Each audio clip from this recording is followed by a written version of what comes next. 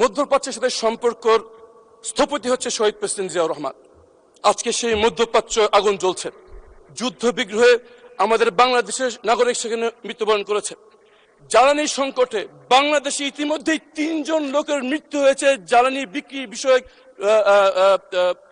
বিরোধ নিয়ে। আমার প্রথম প্রশ্ন, জিয়াউর রহমানের সন্তান মাননীয় প্রধানমন্ত্রী এই সংকট নিরসনে কি ভূমিকা পালন করছেন? পররাষ্ট্রমন্ত্রী সারা বিশ্বে ঘুরে বেড়াচ্ছেন জাতিসংঘের প্রেসিডেন্সি পদে, সেখানে আমাদের এই জ্বালানি সংকটের ব্যাপারে কি ভূমিকা পালন করছেন আমরা সেটা জানি না। এই বিষয়ে মাননীয় সদস্য, মাননীয় প্রতিমন্ত্রী, আরেকটি প্রশ্ন করতে হবে। একটা question, you are allowed to ask one question only. Right honourable member, you are allowed to ask one question only. Thank you. মাননীয় প্রতিমন্ত্রী।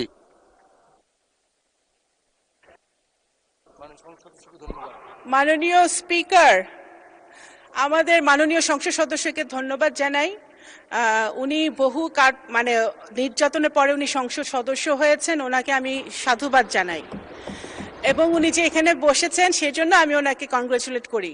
কিন্তু উনি তো ব্যারিস্টার মানুষ, লয়ার মানুষ, ওনার সম্পূরক প্রশ্নের অর্থ বোঝা উচিত, কারণ সম্পূরক প্রশ্ন এটা ছিল না। সম্পূরক প্রশ্ন এটা ছিল না।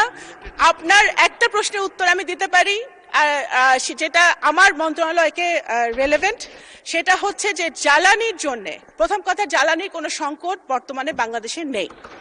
আচ্ছা, দ্বিতীয় কথা হচ্ছে এই জ্বালানি মাননীয় speaker, honourable members, may I humbly request all of you, honorable members, please, জি মাননীয় প্রতিমন্ত্রী, আপনি আপনার বক্তব্য অব্যাহত রাখুন। আপনার বক্তব্য অব্যাহত রাখুন। মাননীয় স্পিকার, জ্বালানির যাতে একাধিক সোর্স থেকে আমরা সরবরাহ করতে পারি, সেই জন্য ইতিমধ্যেই মাননীয় প্রধানমন্ত্রী একাধিকবার আমাদের সাথে বসেছেন।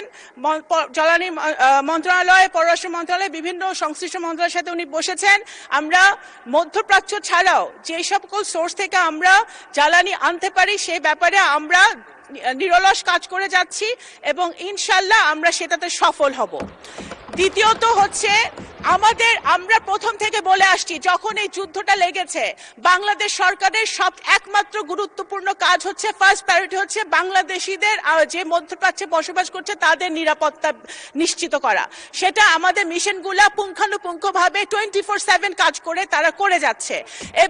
এবং আমাদের যারা 5 জন মৃত্যুবরণ করেছে মাননীয় স্পিকার, দুর্ভাগ্যবশত 5টি ভাইকে আমরা হারিয়েছি, তাদের 2 জনকে মৃতদেহকে আমরা সফলভাবে বাংলাদেশে আনতে আমরা পারতে পেরেছি। কারণ এই এখন সিচুয়েশনটা বুঝতে হবে, বাংলাদেশে ওই মধ্যপ্রাচ্যে অনেক কমপ্লিকেটেড সিচুয়েশন বিরাজ করছে। কখন কোথায় যুদ্ধ লাগে আমাদের বাংলাদেশিরা তখন নিজেরা বুঝতে পারে না। সুতরাং এর মধ্যে আমরা কিন্তু আনতে পেরেছি এবং 186 জন বাংলাদেশিকে নিরাপদে ইরান থেকে, তেহরান থেকে IOM এর সহযোগিতায় আমরা বাংলাদেশে ফেরত এনেছি একটি চার্টার্ড বিমান ফ্লাইটের মধ্য দিয়ে।